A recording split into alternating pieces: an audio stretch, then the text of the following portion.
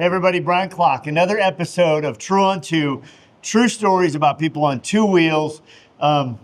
Motorcycles influence our lives in so many ways, and I'm trying to think back to when I met this incredible artist right here, Mickey Harris. We're in Menno, South Dakota. Yeah. So nice to see you, my friend. Good to see you. I think I was driving by a farm, a dairy, somewhere, and I saw a sign that said so-and-so's farm, and I'm like, that's incredible. Like, how do you get that, right? And I asked somebody I was delivering seed corn for my dad or something, right? And the guy's like, oh, well, Mickey Harris. Who's Mickey Harris? It's like, well, he's a guy that moved into town here and he paints.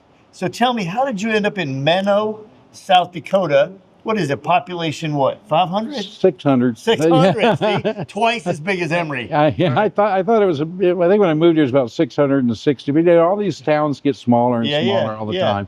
You know, it's the nature of the business. But I lived in Tennessee.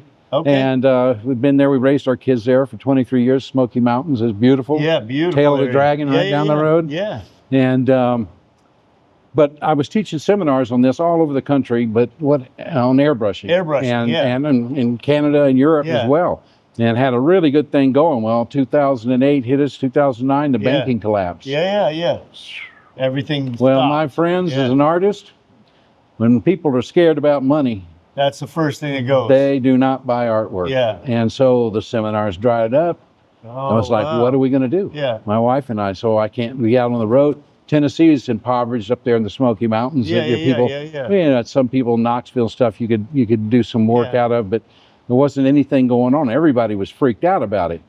So I was doing the last group of seminars, and I was out here in Nebraska, and the guys that own the body shop here in town had attended one of them the year before, and they sent a message. We see that you're back up here. We've got a car for you to paint. If you could come up when you finish the seminar. You're only a couple hours north in Menno. What? Menno? Menno, yeah. Okay, yeah, I'll come up. Said, they can need the money. So I told my wife, I'm going up to Menno, South Dakota, and I'm going to paint this car. And it was a 69 Trans Am, and I painted this winged woman over the top of it. Well, I was supposed to be here 3 days painting that, and everybody in town started coming out. The mayor, next thing I know, can you do a Harley? Can you do this? People, can you paint my sign? Can you do this? Can you paint a trailer? Can you paint a snowmobile? Can you paint? I was here 6.5 weeks. Wow. I actually had my wife fly up somewhere. Just to visit. I said, I got work. I don't know what the heck's happening. Yeah. But I figured it out.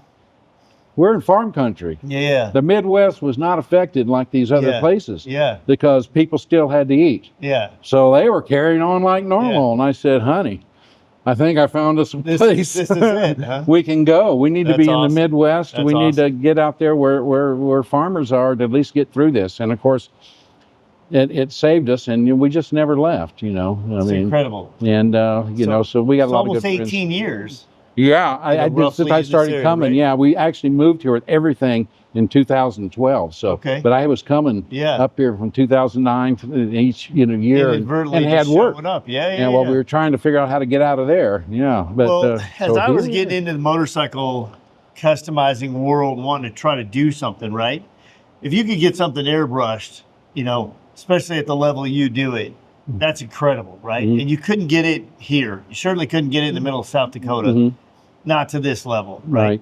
And so you were either going to go to Florida or you're going to go to California, and you'd open up like Airbrush Action or Airbrush Magazine or whatever they all were, all those publications. I published Airbrush Magazine for 6 years. My wife. You were there. I mean, it was like Mickey Harris World, right? And so how'd you get started? How did you get into airbrushing? How did you even realize you had this gift? Okay. I'm going to tell you this story. Okay. Oh, man. I don't know if I should, but I'm going to. Go for it. Go for it. That's what we're here for. I was trying to figure out. This is the best part. All right. So why we do... This is going out to bikers, okay? This is why we Here's what I was doing. I was trying to figure out something to do with my hands that I could do, something in air conditioning stuff. I figured I would have to do artwork as a hobby. Yeah. So I went to cosmetology school.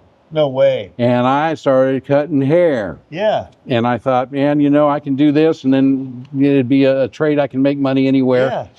And so I graduate from the school. Yeah.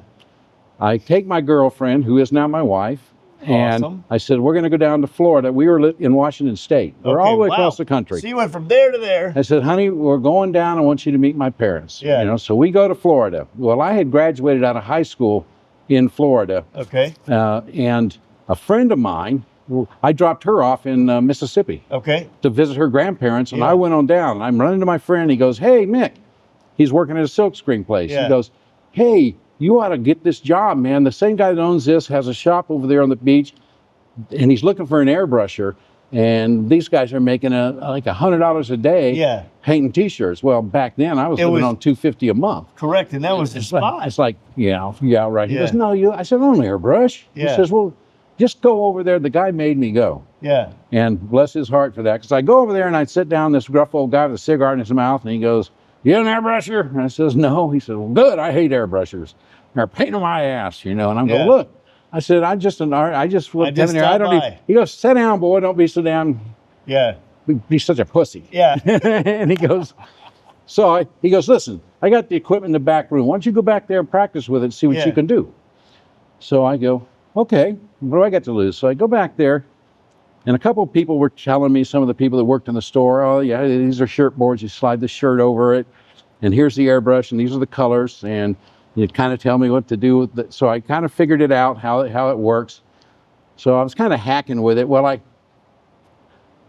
loved Frank Frazzetta's artwork. Oh, you know, he did the Vikings and the Warriors and Conan. And so there was one called the Silver Warrior, had this guy riding a chariot through the snow being pulled by a polar bear. Yeah. Really cool picture, and he got his sword. Yeah. You know, so that was something everybody should have had on their van back in the day. And which I ended up doing those things, but and the years after. But so I'm sitting there painting this thing, and I'm getting it figured out and stuff. And then the guy walks in on the third day.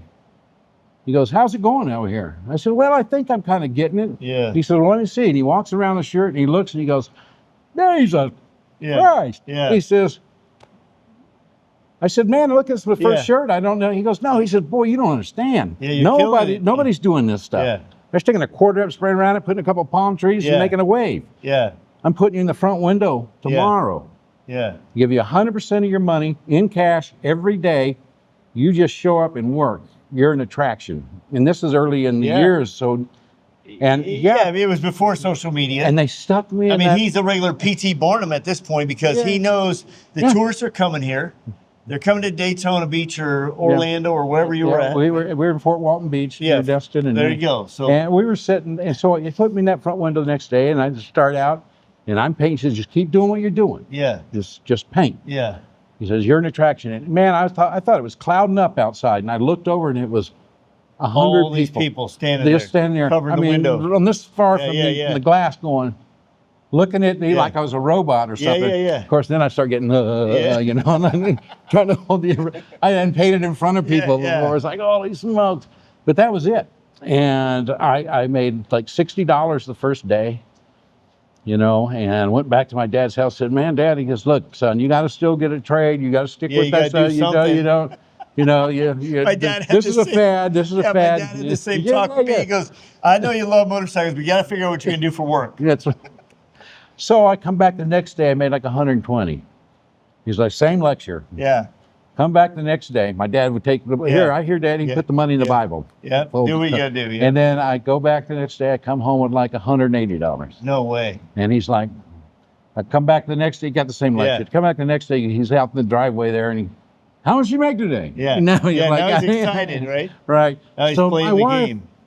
At the time, my girlfriend had no idea I had even done any of this. Yeah. So I go back up to Mississippi to pick her up. Now she's visited her grandparents and bring them home to my house.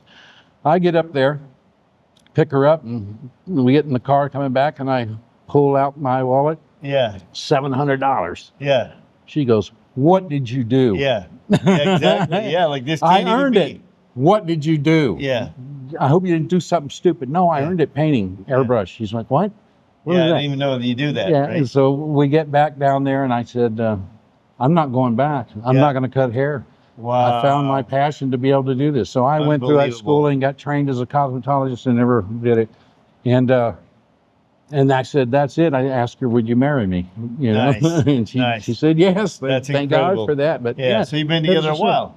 49 years here in the 23rd of July. Congratulations to you. That's incredible. Next year will be That's 50. incredible.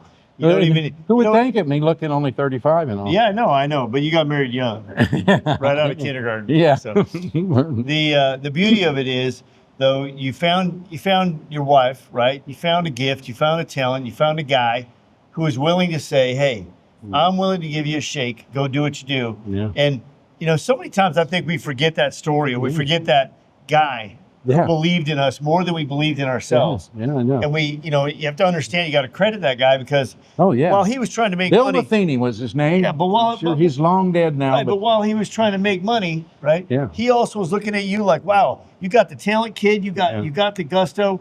Just do it, right? Yeah. And he put you on a stage where you, like you said, people are watching you. You're like, what are you doing, right? How did that transition from T-shirts to eventually, the chopper craze was nuts, the van craze was nuts at that time? It came very quickly. Yeah. Because you have 100 days of summer with the T-shirt business. Yeah.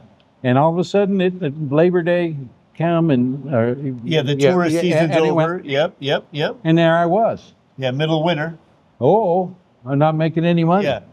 So I know they were painting vans and stuff. So I go down to the Dodge dealer and say, "Look, I'm an airbrush guy. I see you got some vans. He goes, you ever painted on them?" I says, "No, but I'm pretty good with what I do." Yeah. And I showed him some pictures. And he's like, "I got this white van out here we can't get rid of." Yeah.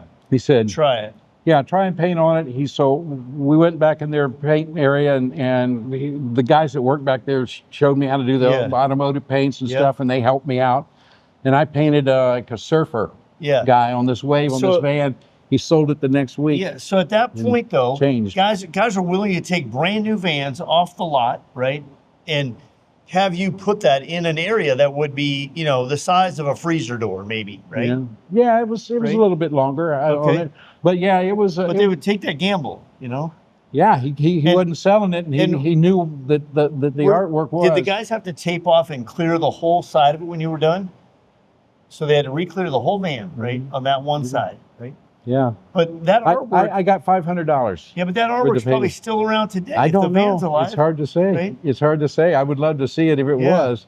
I tell you this though, that first T-shirt with the Civil Warrior on it. Yeah. I still have it. No way. I thought enough to never sell that shirt. No way. You painted it and set it aside. I have it. I have it. Good for you. My wife Congratulations. has it in the drawer at home. I told her, when I'm dead and gone, that's going to be the most worth.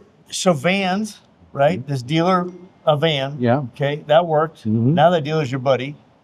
Yeah, and I he's like, started hitting some of the other ones too. You got too. a reputation. You got something to go for. So then I got this guy come down from Michigan, a guy named Joe Satterwhite. He's a tattoo guy. Yeah. And he says, "Hey," this is like 81 then. Yeah. After I'd been there doing that, and he goes, "I'm going to Sturgis this year. I've been there before. I'm going to go up there." "What's Sturgis?" Yeah. "Well, it's a bike show, and biggest bike show. It's up in South Dakota." So this is like 1981. Yeah. He goes, "You should come with me, man. Paint on leather jackets and stuff." And I'm saying, "Oh, man, that'd be cool." So we did. We drove from Florida all the way to Sturgis, my first time into South Dakota. Got there and looked at the place and looked at the Badlands and that stuff, and like, "Oh, this is crazy out here." And of course, then Sturgis was just 4 blocks of Main Street. And everything was on Main Street, Sturgis, right? And we rented the old library at 4th and Main. Yep. And I think we got it for $2,000. Yeah. And which meant we could stay inside there. They had a bathroom. There was no shower, but you could live there. Yeah, we slept in there on the floor. Right, it was cool as heck. And so we set up a 10 by 10 tent out. He had a little trailer that he'd pulled where his little tattoo thing was going on, and me and another guy set out and sprayed leather jackets. Had you painted on leather before? Yeah, a couple times. Yeah. So you knew what to use. You knew how it was going to stay or how it was going to work out. We could take a lacquer thinner, and you can literally wipe quickly on it, so it opens the pores. Pores of the leather, and the paint will dig in. Yeah, and there's different types of paints. You can use water-based stuff that can hold really good, very flexible and stuff. There are some solvent-based too that will work one shot, and those old ones, of course, they were full of lead back then. They stuck to anything. Yeah. Our lungs and livers, especially. Included, exactly. So we started painting these things. A lot of stuff will be old David Mann stuff with the rider. And this was the glory days of Sturgis in my mind. I agree. Because these were the bikers. There was no credit cards. None of them had any. No. It was all cash, baby. Yeah. And those guys came up and they wanted something, and you'd paint a buffalo. They wanted Indians, buffaloes, eagles. You know, it was all this Americana. Cool, yeah. True it Americana. It was the stuff, and they loved it, man. We'd paint this stuff. These guys would buy you beers or whatever. Yeah. They just wanted to be your buddy then. Yeah. And it was so much fun. Yes. And it was Agreed. so great, man.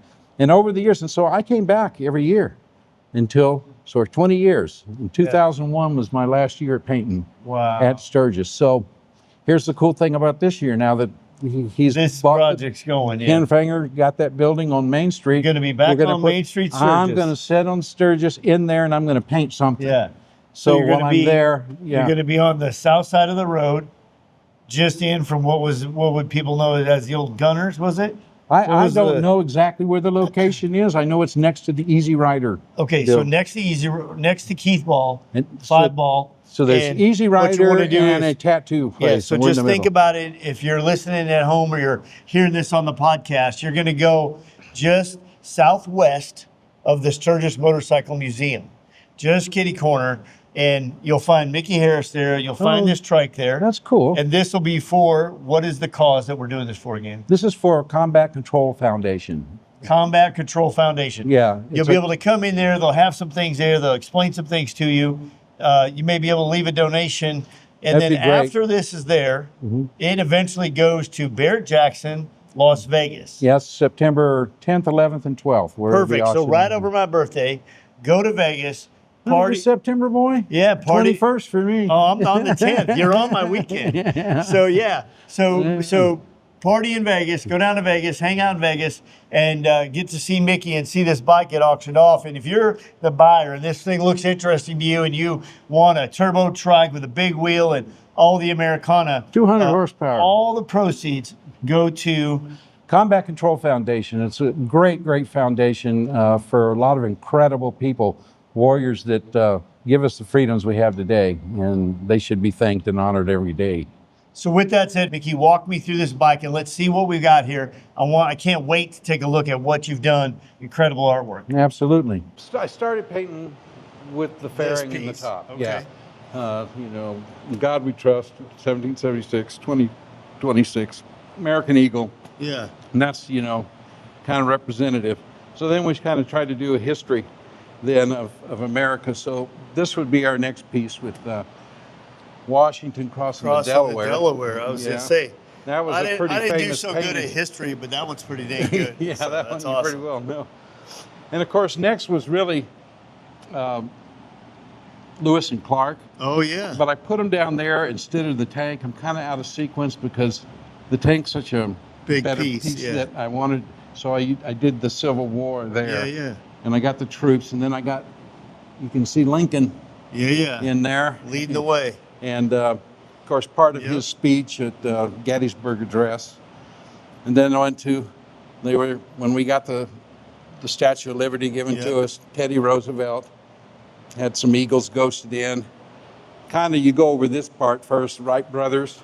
Yes. And then we get to a little section with World War I, a couple guys in gas masks running through the, and then we kind of start back down here in the front of the fender with Mount Rushmore, trying to keep, our South Dakota heritage in there, back when they were building on it.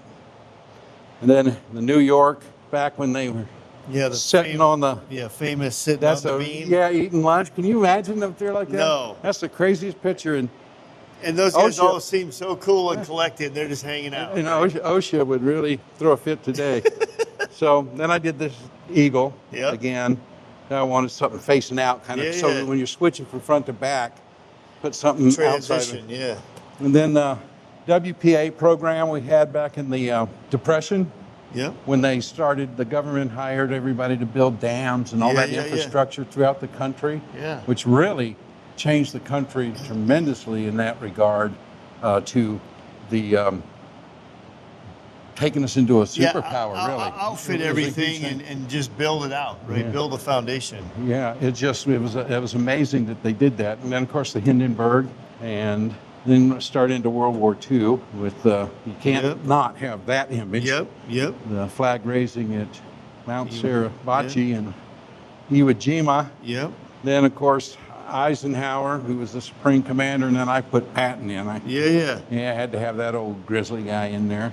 And, of course, farming is such a huge part, not only in our state, but of the country and the backbone. Yeah, I was going to ask you if this is just downtown Menno, or is this all of it? Yeah. So as we come around, then there's Rosie the Riveter, the females that worked in all those factories while the men were fighting. So that was an important piece. And, you know, you put in history of 250 years, and I mean, there's 5,000 images I could use. So picking the right ones. And an 8-foot motorcycle, good luck. And so the atomic bomb, of course, in Japan was a huge thing. And then the other guys up above that, that's Korea. Okay. A little representative of that. And of course, we couldn't not put in the kissing sailor. Yep. And that famous photograph from Life magazine. And then I did a little baseball scene, America, baseball, you know, apple pie, the whole thing. And that's Brooks Robinson signing an autograph for a kid. And then Martin Luther King and JFK during the 60s. And then Vietnam. Yep. And I don't know, I picked like 20, 30 pictures of every era. And I had a lot of Vietnam ones, but for some reason I just thought that was cool because they're taking a break. One guy's having a smoke, the other guy's got a Coke. He's got an old Coke can. Yeah. And I was thinking about those, and I go, you know, as I'm doing this, I like to do the people and stuff. You know, I could put massive equipment and stuff going on, but it's really the people they're what matters. And so that's what I like to do, and having those guys taking a break. And then, of course, once we got in the 60s and 70s with the moon landings, see the reflections in his helmet? It's incredible. And, of course, who could forget the Challenger disaster? And then we get down into, like, that's in the 80s. In the 90s, we got the Desert Storm. Desert Storm, yeah. And then could not have the Twin Towers. Right.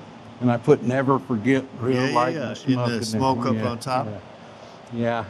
And then Afghanistan, and that guy there is a guy named John Chapman. He was one of these Air Force combat controllers who is the carry to getting this. He was killed there, and he was a recipient of the Medal of Honor. Wow. He lost his life over there. So these guys are so badass. It's unbelievable. Then modern times, I put the Artemis 2, man, going to the moon again. Yep.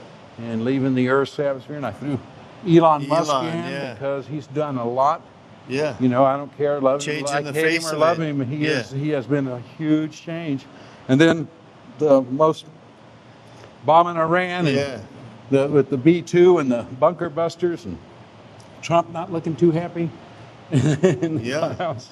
Incredible, Mickey. Yeah, and then it just comes back to full circle where they blend together. I say the first special forces and today's special forces, with 250 years. So, you know, and I put little accents with little stars around and stuff, little just strips and things, and tried to carry a little bit on the white pinstripe or the flag. Doing the dash with the flag was kind of cool. There was so much white, you know. Yeah. And I thought, now break it up a little bit. Daryl, who took apart, he's our mayor. Yeah. He took it apart. He's like, "You want to do the dash?" I go, "Yeah, I really do." Yeah. Well, it looks so good. I mean, and that's such a tough piece. It fits in. There's so many, you know, contours and different, you know, areas to try to mask that all off and make it right. So that was it. And that was it. How many hours? 250 in airbrush. Yeah, that was it. That was it. 250 hours, mic drop. Yeah. So I don't even want to try to figure out what I made an hour. I could have done better probably working at McDonald's. Yeah. To be honest with you. and this project, the Two Chins custom turbo trikes. That guy is he's the guy. He's the driving force. He's Ken Fanger, and he lives over in Blunt. Okay. So he's up there near Pier, and his family, I guess, more or less donated the biking money to the deal. Okay.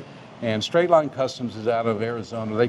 They basically put this project together. Yeah, the different rake on the forks and the big wheel and the turbo and different fenders and the different course, we have a Klock Werks windshield on there. Well, it's just a little piece of Americana. That's it. You got to have that, you know. So, man, this thing is amazing, Mickey. So, what's the big picture plan for this? Where will this go? Okay, so this guy, Ken. Here, let's go on this side. He's a bit of a nut. I'll switch it, Jesse. And I mean, I say that in a good way because he was opening up a real estate magazine just a little while back, a couple weeks ago. Really? And he saw an ad for a building on Main Street in Sturgis for sale, right next to Easy Rider. Oh, wow. So he drove over there, out there, and he bought it. No way. Yeah, 2,800 square foot building. So now the deal is, well, we're going to go and take it to, he's going to take it up to the Deadwood Lodge. Yeah. And display it there for the month of July. Okay. And then we're going to bring it down and put it in that spot next to Easy Rider. Yeah. And I think he's going to rent out some of it for, I don't know, t-shirts or whatever other people want. Yeah. But he's going to put us in there, and I'm probably going to sit in there and paint on something. Okay. Just as an attraction. We also have the Combat Control Foundation will be there with a little booth, handing out stuff and maybe taking some donations. Yeah. So once all that's over with, it'll go back to the Dakota Lodge until September, where we take it to Barrett-Jackson in Vegas. Oh, nice. And there it'll be auctioned, and all the money will go to the Combat Controller Foundation, 100%. Wow, really? So it's a great donation from the Fanger family, and of course a lot of my time was donated too. So, yeah. You know, incredible. It's a great organization. These guys are incredible. Their training. You know, you have the Navy SEALs, and you have Delta Force, and these guys that everybody sees. Air Force combat controllers have all the same training. Okay. They go through all the same. Plus, they have additional training. Oh, wow. Because they're trained to be, they're the guys that go in. They're first in. They go in with Navy SEALs and Delta Force. Yep. But they're the guys that call in the airstrikes. Oh, wow. And pinpoint what needs to be done. This one next, this one so next. So the Taliban and all them guys in Afghanistan, they knew what these guys did. So that's the guy they wanted to kill. Yeah. Knock him out, they knocks out that air. Air attack. So those guys, and the guys that I've met, and I've met many of them, and you'll come by up there and you'll meet some of these guys, and I want to introduce you to them. And of course, a mutual good friend of yours and mine, Robert Patrick. Oh, nice. Is a big supporter. Yeah, great. And he's gonna come there and stuff. Awesome. Maybe he'll sign some autographs and some things and stuff. So, and he's a big supporter. In fact, he'll be all 10 days there at Sturgis with one of the combat controllers he's running around with. Nice. But all them guys, they got like, 2 silver stars, a few bronze stars, you know. Yeah, all the things. Air Force Cross, and, you know. Yeah. I mean, these guys are so decorated, Purple Hearts up the yin yang, you know. It's just, it's unbelievable how decorated these guys are and how committed they are. And I've gone down to their fundraiser in Texas the last 2 years. Yeah. And hang out with those guys and meet them. That's where I met Robert Patrick. Okay. And just I listen to the stories. Yeah, what a treat. Of the heroics that these guys, and they're so humble. About it. But to them, it's just their job. Yeah. I'm just doing what I need to do. And I, and I know you're the same way. You know, we're very, very proud of what these people do for us. It's amazing. So that we can do this. Yeah. Yeah. Yeah, we get to. Cool. Yeah, we get to do what we're doing right now. Yeah. Right? Just because of these guys. Absolutely. Yeah, it's incredible to me. It really is. And so I'm looking forward to being out there and seeing you, and hope you can come by. Perfect. We were going to sit up over at the Harley-Davidson there. Near where you were. Harley, But then he bought the building, so I don't know what's going to be next to this Main guy. Street Sturgis, but it looked like he's making some bold moves. I like it. I like it. Well, you know, and that's good. You got to do it. And right? he can. Stir it up. He can. You know, he can always rent that space. It's great. It was a it's really the good number opportunity. one motorcycle rally in the world. They ain't going nowhere. Yeah. He's not going to lose. No, for sure. Yeah, I wish I'd had the money and saw it first. Yeah. Well, thank you for explaining this. Unbelievable. So, vans and choppers, okay, leather coats, 1981, which was the highlight of Harley-Dom. We're talking about Sturgis, downtown Sturgis, right? Fantastic. People are driving their knuckleheads, their panheads, their shovelheads, but they're also out there with their Honda choppers, their Kawasaki choppers. Old Triumphs. Yeah, old Triumphs and Nortons. It was the year 1981 of the Harley-Davidson shovelhead, right? The Sturgis model, right? Yeah. 81, 82, those belt drive, first time ever on a belt drive on a Harley, all these kind of things. And so when Mickey says that's the glory days of Sturgis, it really was. And for me, as a young, I would have been freshman, sophomore in high school, right? Mm-hmm. And so, I mean, all I'm doing is riding my Honda around, and all I think is, man, these guys are so cool, right? Yeah. And going to Sturgis as a young man, that was like the wild, wild west. Oh, right? It was. But you went out there, just like you said, people were into Americana, they were into the Eagles, they were into Cowboys, they were into the Old West, and they wanted that on their shirts. They wanted that on their coats. They wanted that on their bikes, right?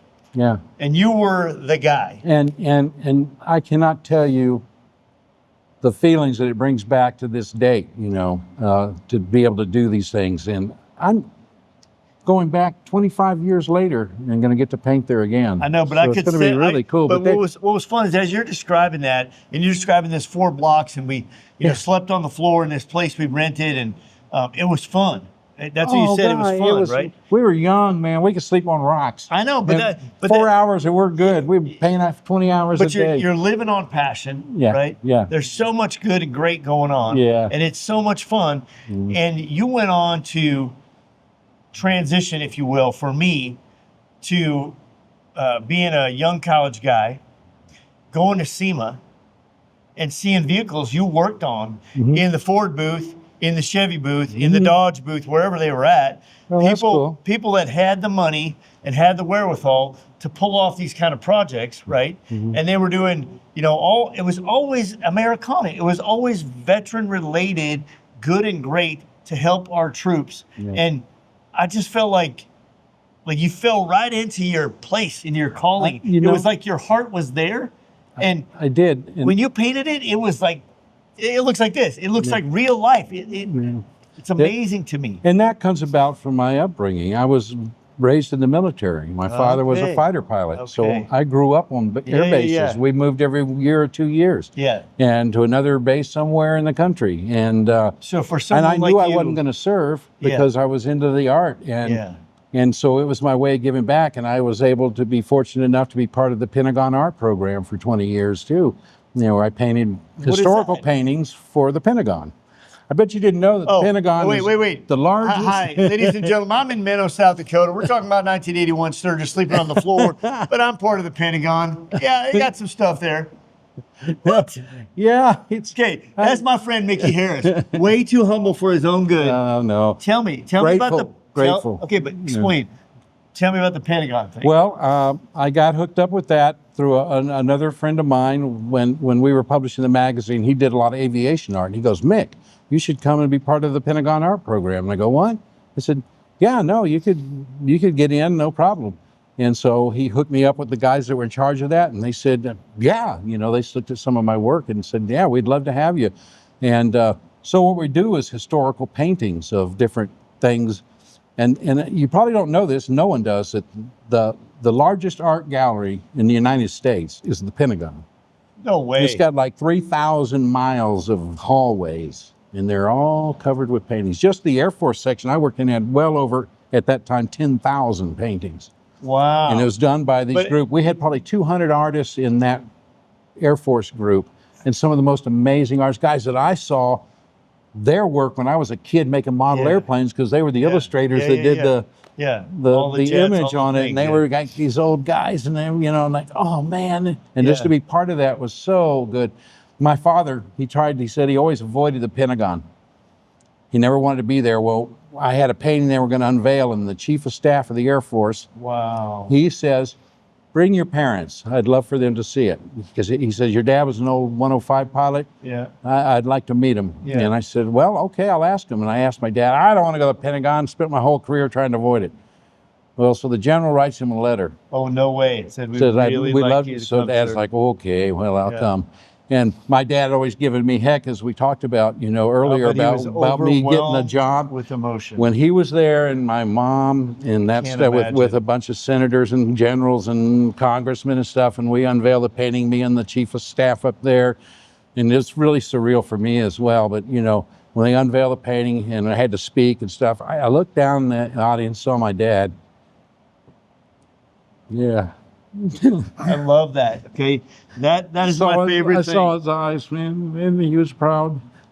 And you know what? My dad did the same thing. The moment I was on the biker build-off thing, and I'm up on the stage, and I win, and I come down at the broken spoke, he comes up, he goes, "You know what, son? I'm so proud of you. I love you." Yeah. Right? Yeah. And there's nothing greater than that moment. So thanks to the general. Right? No, don't be sorry. Yeah.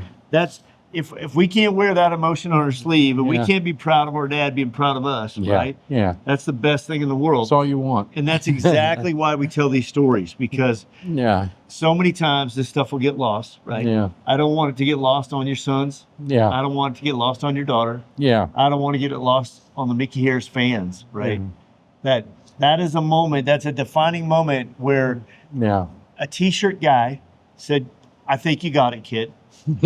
Next thing you know, you end up in the Pentagon, right? Yeah. Unveiling a picture, and the general writes your dad, or the chief of the Air Force, whatever he was, right? Yeah, chief of staff. Chief of staff, was right? the head of the Air Force. Yeah. 4-star general. Writes a letter to your dad and says, "Hey, we'd love to have you in attendance." Yeah. And he says, "Yeah, well, that's my call to duty. Yeah. If I don't want to go to the Pentagon personally, but if you're going to call me there, sir, I'll come," right? Yeah. And what a treat for them for your parents to be there. Yeah, it was an amazing. I still, every time I tell that story, I get emotional. I would think after all these years, I would not. I think you shouldn't. I think you shouldn't. That just means when they fixed your heart recently, they did it right. It's still in there. Yeah, I'm still hanging. That's awesome. That's well, awesome. you know, I'm feeling good now and stuff, and I'm feeling, you know, that the good Lord's not done with me on this earth. For sure. So I appreciate you and you know, what you do for other people in our industry and stuff. It means a lot, and to be able to do this and, you know, kind of revitalize myself again. I kind of let things slack just because you know, let the young bucks do it. But you know what? The old guy's still got a lot in him, and I'm going to keep on rolling. I think we all do. I think we fight for our own relevance, right? Yeah. Because especially when you climb the mountain and you get up to those peaks where you're like doing this at Sturgis, and now I'm on the stage at SEMA, and now I'm on the stage at the Pentagon. And so you're like, what else is there that I could possibly do, right? And yet, I think we're in this season of life where it's about teaching, it's about learning, it's about giving back. And yet, we just talked about it earlier, we're never done learning. Yeah, that's it. 250 hours in the strike. Mm-hmm. You know you're donating a bunch of it. Mm-hmm. You know you're losing money, right? Yeah. You don't even want to think about how little you got paid an hour, right? Because you can't help it. Yeah. So I want you to talk about that for just a second. As you know, there's other artists out there who are listening to this, they're watching this, and they know they've overdone projects, right? Sure. And I think we all fight for that A or the A plus. Yeah. We don't know how to do C work. It's hard to balance. Yeah. Because when you're trying to make your living and you're raising kids and you're young and you still got the mortgage going on and stuff, and you've got so many bills and so much it has to turn. Your wife's got a job too, and you have to produce. It is about the money. It's you have the passion, but you still have to earn. And you know, you got a kid that says to you, "Man, I'd like to hood on my car. He's as proud of this old Toyota he's got or whatever. And you know, I want you to paint something on there." Yeah. Well, sure, man. What do you want? Well, I don't know. I've seen some of the stuff you've done. Well, you know, that would be $5,000. You know, for Yeah. Well, how much money you got, kid? Yeah. Well, I got $500. Yeah. I don't want to see that kid walk away. I'm not going to give him that $5,000 paint job. No, but I'm going to give him something. Yeah. And it's going to be more than $500 worth. Yeah. And he's going to love it. And he's going to be so proud. And so that's the way I've worked. And I know there's a lot of other artists out there. That's you believing in that kid. Yeah. Just like old P.T. Barnum believed in putting you in that window, right? Right. And that's a win. And I think so many times, like, you know, I found myself doing the same thing. I'm building a bike for somebody, and all of a sudden I'm like, I'll just give up my hours because we need this other part. And I just won't charge him for that. I'll just charge him for this part because if we don't put this part on, it's not going to be what I want to put on the stage. Right. Yeah. And so you've done the vehicles for SEMA, and those things were auctioned off in Bear Jackson. Those things were auctioned off, all kinds of things. Yeah. I mean, a lot of them. And every time I would see that, I'd be like, dude, you know that guy lives in Menno, South Dakota? and I say that because Menno is literally about 35, 40 miles from Emory. That's right. Yeah. And just his town's twice as big as mine. You know, mine's 350. Well, his you know, is 650 we can't all be from the big city. Yeah, no, I know how it is, right? It's perfect. But we live in an ag economy, right? Yeah. But it's quiet, it's safe. Yeah. It's a good spot to be. Yeah. It really is. Yeah, and I'm proud to be from and the here. way the world's going too. Yeah, it's taken my wife a little bit more time than me to adjust to it. I because of my whole life moving places. I'm okay with it. But her, you know, raising the kids in those beautiful mountains and the Smoky Mountains is just a different environment, and you know, so she gets very nostalgic about this sometimes. But she's a trooper, man. She's been there with me thick and thin. And yet people still find you, right? Yeah. And here we're in a little Quonset hut. We're probably 3 blocks off Main Street, Menno, right? And the news has been here. Easy Riders has been here. Everybody's taking a look at this thing. Yeah. And we're celebrating 250 years of our country. Isn't that cool? And yay. Yeah, no, it is yay. And it's a big deal. And so I'm super excited for people to come see you at Sturgis, right? No, that would be. If you're listening out there, you're watching out there, it's truly one of my heroes. And for Mickey to come to my shop and to see what I'm doing and say, man, I've been hearing about you for the last 10 years, 15 years. And as we kind of continue to grow our brand, and just say, I had no idea, son. I had no idea. Right? Well, you're kind of become my hero. I've watched what you've done since I've been here and how much you've grown and built your business, and more importantly, my observations of the way that you treat people around you and stuff, which is nothing but top notch, my friend. Thank you. And that's why we're doing this program, and that's why we're so diligent about trying to get this out there. So now you can find us, I understand, this week on Apple Podcasts, on Spotify Podcasts. You can see the clip you just saw, but you can catch the whole show on YouTube, right? So you catch the whole episode on YouTube.